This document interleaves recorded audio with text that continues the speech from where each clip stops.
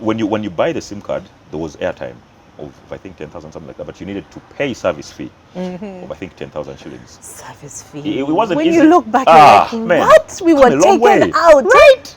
Yeah. So sometimes you don't have money for airtime, but you pay the service fee and let the phone be on. Let it just nobody's going to call, but But let the phone be on and let it be next to me. You know, let me people be must see. People must see. see that there is a mobile phone here. So yeah, that was my first real stuff I bought with my salary. So those were my jobs at the time in my Essex Park. And then when I joined campus, I studied as I was doing a bit of gigging here and there. I was doing a bit. As I used to MC quite a bit. I used to be good. What happened? Why did you stop? Yeah, life. I don't know. uh, yeah, life. I just kind of relaxed, and so I used to do MC gigs. I used to work at Four Turkeys. Those days in Entebbe. I was in Makere, but I used to work at Four Turkeys. Yeah, I worked there for some So time. you'd work there in the evenings? Yeah, I'd go in the evenings because I used to study during the day. My lectures were up to about 5 p.m. So 5 p.m. I'd jump in a taxi and head to Entebbe. Okay. Then I'd come back about 1ish a.m. in the night. Sleep Okay. until 10, 11. So it was going well, and I was earning some very healthy money at the time, while blowing it at the same time quite a lot, because I spent on some childish things at the time, right? But it was fun. It was fun. So yeah, I this whole employment thing, the whole looking for money, I started it very young. Yeah, I started it very young. So when you finished uni, Well, yeah, when I finished uni, you were still yeah, I was juggling? Yeah, actually, when I finished uni, the day of the graduation, I had a gig Oh, to MC at another person's graduation. but okay. Yeah. So what was the plan? No, me, really graduation. First of all, the whole university experience was kind of I just went through it for my dad. Yeah. Really, I wasn't so into it, so I did the degree, and I told my dad, "This is yours. I'll now go and do what I want to do." So the graduation wasn't much of a big deal for me.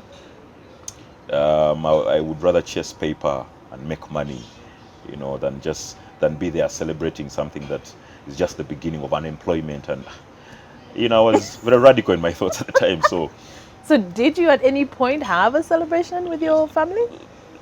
celebration, are we going to call it a celebration? Like a meal, decent That meal. counts. That counts. Yeah, that. Oh, by the way, well done on your degrry. Oh yeah, Did thank you wear the thank you. gown and the pictures and? Yeah, that I did. But I try not to think about that too much because, again, the degree wasn't Wasn't really for important me. to you. Yeah, it wasn't. Of course, now I look back and I know it had its it added quite a lot on my life. Networks, of course, and also my wealth of knowledge. Not so much in what I studied in class, but the experiences being in university and interfacing with people of different walks of life, and the brilliant people, the not so brilliant people, the noisy people, the quiet ones. So it modeled me wholesomely, so to say. The stuff that I learned in the classroom itself, maybe not so much. Yeah, maybe not so much. What did you do? I did a bachelor's in development studies, Okay. which explains a lot because I didn't really see myself doing that, practicing that, What happened to your passion for writing? Yeah, well, I've always been writing since. No, I know since now forever. you've write, you're a Yeah. blogger and Yeah. everything, but then because you had wanted to be a writer. Yeah, I did, and I guess I went through so many motions at the time because while I wanted to be a writer, the kind of writer I wanted to be was kind of quote unquote unavailable. I wanted to be a Sidney Sheldon of sorts, like a Oh. Jeffrey Archer. I have my cabin somewhere. A novelist. Yeah, I sit somewhere, have my whiskey, some blues music playing, some soft rock. So you had visualized it. Yeah, and some dimly lit kind of cabin, and I have my book, my manuscript, whatever, and fountain pen from like Scotland or something, and yeah, with like a dictionary and a stack of books, and it just and it was very very impossible, really, because writers first of all don't earn a lot.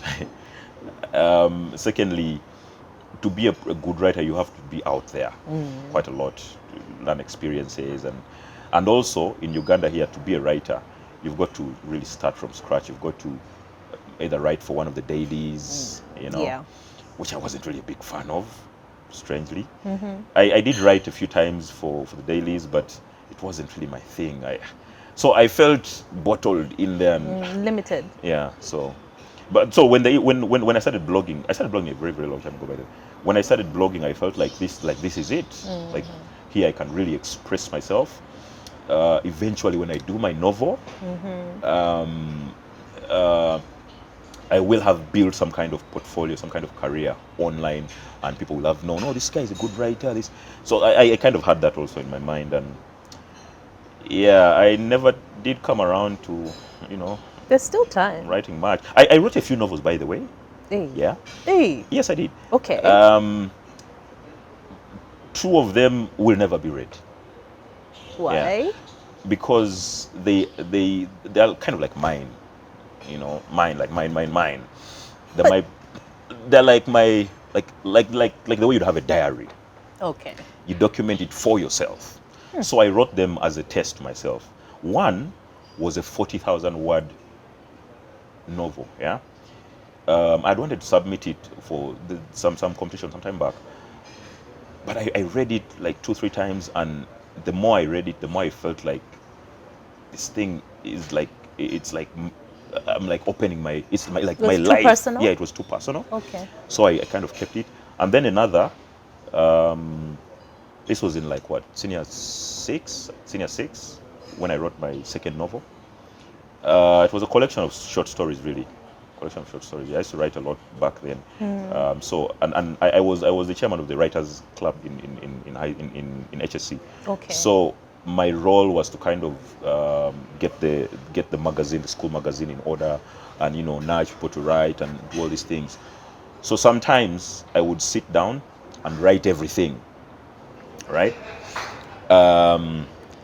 Write everything, and then ask people to submit. So when people submit their pieces, I sometimes I would look at what they've written, like, okay, maybe let's add this, and then I would come up with something, So yeah, the writing it's been there. But Still it's part is. of you. It is. It really is. I mean, now you have your website. Yeah, your... it really is, and I think everybody on some level should be a writer, because people have feelings and emotions they have in there.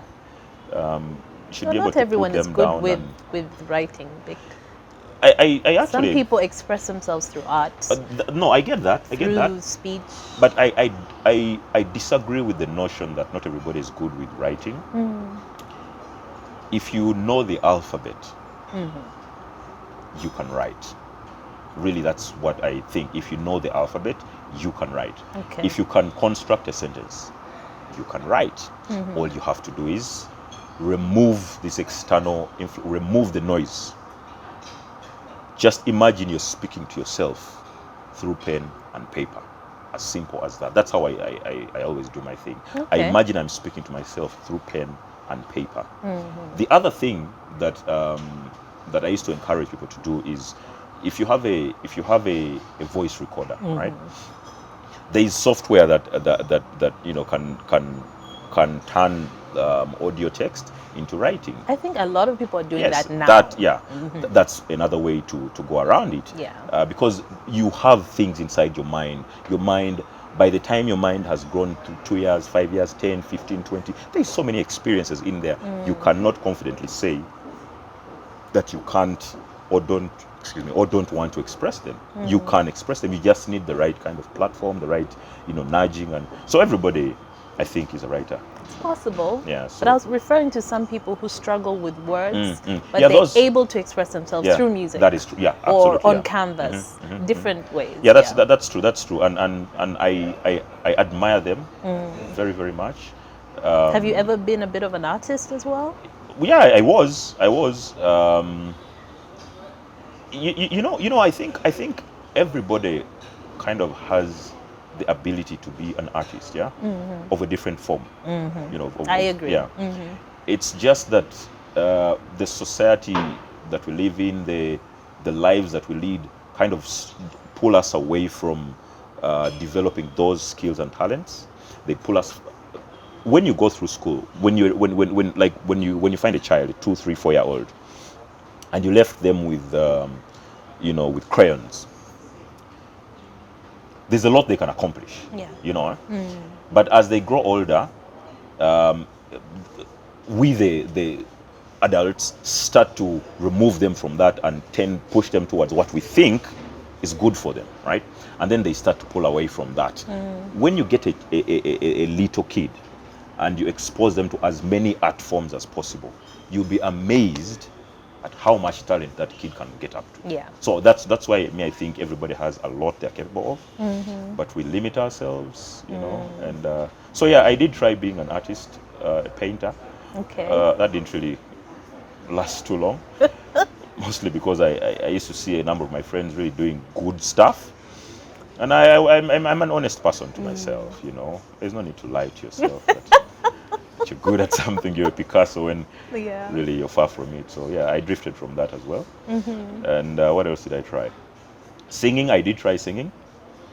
Unfortunately, that also kind of lasted a short while.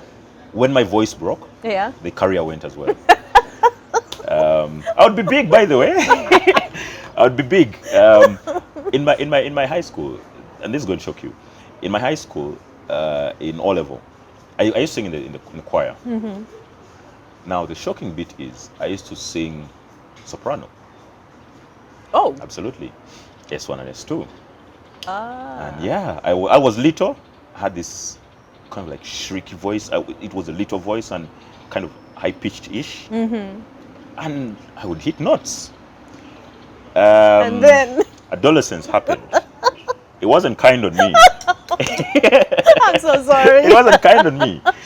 And I looked at the career going and I said, there's nothing I can do. Just. So I did try singing as well. What else did I try? I tried acting. I tried acting.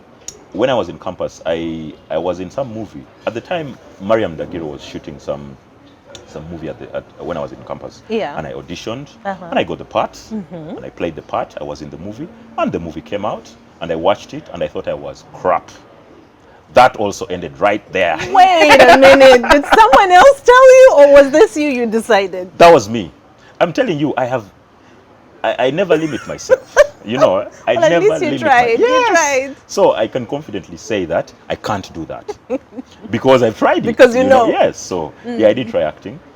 I tried drama as well at school in O level.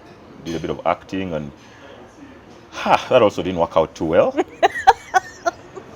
Yeah. So so that's me and art. It's a lifelong relationship. I me and remember art. us having a conversation where you told me that radio was something growing up. It was like a dream Yeah, to you as well. It always was. I used to listen to a lot of radio when I was growing up, BBC, because my mom thought it would polish my English, and so she used to force me to listen to it every day, about an hour or so when I was little, and it helped me. It helped me quite a lot. It helped me, first of all, in terms of expression. Secondly, in terms of a bit of confidence. And then thirdly, it just developed that love for radio. I thought, you know what, it must be fun sitting behind the microphone and speaking to people and inspiring people and, telling lies and being somebody, It must be fun. So the fascination started really, really when I was young. And then I used to listen to Rick Dees and I told myself I will replace that dude someday. That was a dream back then. Used to listen to What Baby Love, you know, and so these are things that started when I was little. So when I finished my S6, I threw around application letters, and so I threw around application letters to radio stations, to newspapers as well, because I thought, you know what, whatever comes, I'm going to do it. To UBC, it was UTV at the time, I think. Where else? Basically, a number of art-related things. I really, really tried to put myself out there. And then when I got the calls, I was kind of on a different trajectory. Okay. Yeah, I was on a different trajectory altogether. So I wanted to do radio, yes. Previously on Crystal One-on-One. When did you know this was your calling? About 7 years ago, I discovered that I have potential inside of me. I have greatness that has been deposited inside of every human being. I began to analyze and have edit button. Every time you don't have that edit button to edit your life, you give out unleavened bread. You give out life, you give out character. You live a life that is not fulfilled.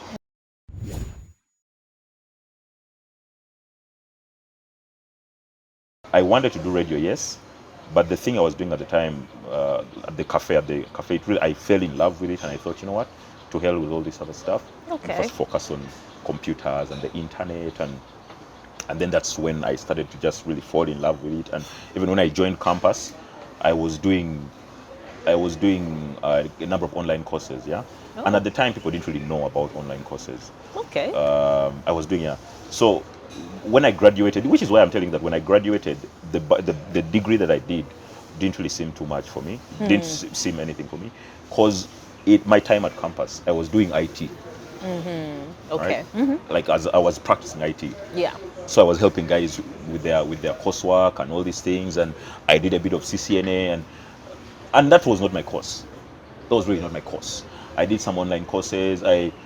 So eventually, when it came down to, okay, so now you need a job, I think radio became kind of my first love then. And when I joined Touch FM, Yeah. back then, it was a dream, because I'm a big fan of rock music. Rock music is my life, you know. Okay. And so when these guys called me, I don't know, I didn't think certain dreams could come true. So it was like the perfect fit?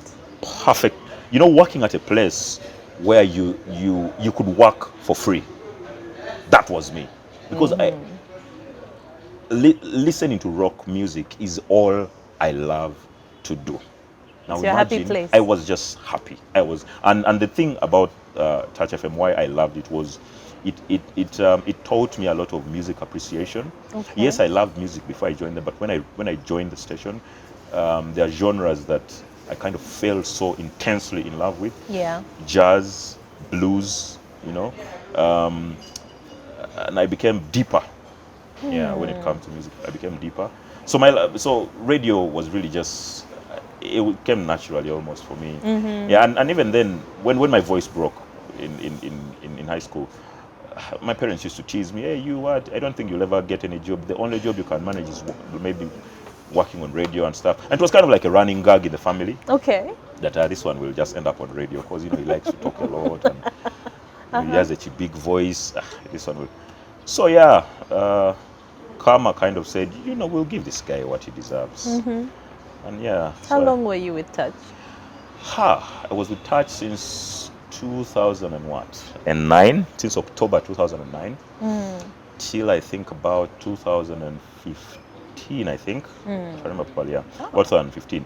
During that time, now this is the strange thing, during that time, I got a few calls to work at another radio station, but there is a rebellion inside of me that has kind of kept me from achieving certain things, but has also saved me from certain horrible instances. So, my love for rock music drove me to Touch FM, right? Yeah. And that is what I wanted to do. Now, there's no other radio station that kind of played that music that I loved. So I felt like if I went anywhere else, I would not perform at 100%. I wouldn't love what I'm doing. I would, maybe love the money, but I wouldn't love what I'm doing. And I'm a sucker for love. I am. So I just kind of abandoned everything else and stayed at Touch FM for a very, very, very long time. By the time I left in 2015, it was mostly because I was done with radio as a whole. Okay. Yeah, it was just, I'm done with radio. Different trajectory now, right? And I think so many other things were happening because now yeah. you had really started influencing. Yeah. I mean, you're one of those people who managed to get into this social media space and have turned it into like a career. Yeah, it is. Because it's painful, I think, for someone like you, looking at how many people on social media doing the things that they do, and they're not actually using it. Yeah, it for valid reasons. It's true. It hurts me I know, when I see people sometimes oversharing. I get it. Yeah, I get it. It's like a fine line. The thing about social media, and this I've learned through experience. The thing about social media is, it's a demon. It's a demon. Yeah. That needs to be tamed, but can only be tamed when you're purposeful about it. Can only be tamed when you're purposeful. When I started my blogging, I think about 2011, I think, or thereabout, 2011 or 2010. And at the time, there weren't too many. It wasn't the most exciting thing, and there weren't even too many people online. So when I started it, I didn't really do it for reasons that were outside of me. I did it for reasons that were inside of me, which were I wanted to just express myself, right? Yes. And that is, I think, the beginning of this whole social media thing. So when somebody gets online and they feel like expressing themselves, I think everybody should and must think about, okay, assuming I was standing in the taxi park, right? This stuff that I'm going to post, is it something I would yell if I'm at this taxi park? Right? Because many times when you ask yourself that, and the answer is no, then perhaps don't. Or retouch it, make it what's the word, easier to consume for the other person. The other problem with social media, and why people have kind of gotten it wrong on some level, is the desire, the love, the wanting of validation. And like I said, social media is it's a demon. The people on the internet can make you a god, and they can make you the devil in a split second. Yeah, that's the thing. They have that much power. They do. But that power can only be given to them by you. Right? When somebody insults you, how you respond to them will create the fine line between you coming off as very hurt or you coming off as nonchalant. Because we get insulted every day. I get insulted every day. But I make the conscious decision to never respond, never pay attention. Doesn't mean I don't get hurt, I do. But it's not always that when you're hurt, you go out there crying in public. No, you don't. Sometimes you take it in and kind of, within your four walls, you shed a tear and leave it there. When people abuse you online, and they will do, you will get angry. But you only give them power when you respond. Yeah? So that's the thing about social media. Thank you for saying right? that. You only give them power when you respond. Because in a way, if you have an argument with a person, you're not going to stand on a stage or a pedestal and have an argument for an entire room. Precisely. But that's what that is what you're doing. That's what you're doing. So I learned that a very, very long time ago. And I choose my fights. I first of all, I never get involved in like a battle online, because I can't win, you know. And as someone who's been in this space Yeah. for the longest time, Exactly. people yeah. would expect that of you, right? Yeah, yes, they would. And the other thing about this whole influencer work and whatnot is it pays to be natural. It really pays to be natural. Because when you're natural, the first thing is you attract clients who fit in your life, right? Yeah. Because you are who you are, and it's easier for you to do work for them. If you are into, say, if you are into music, right, and you're always talking about music, chances are somebody who wants to push a music product will look you up and think, okay, so this is somebody who, they share about. They're not going to come from the blue and say there's this hardware thing. Because it doesn't fit in your profile, right? And even if they did, it's easy for you to say, you know what, look at my profile. This is not who I am.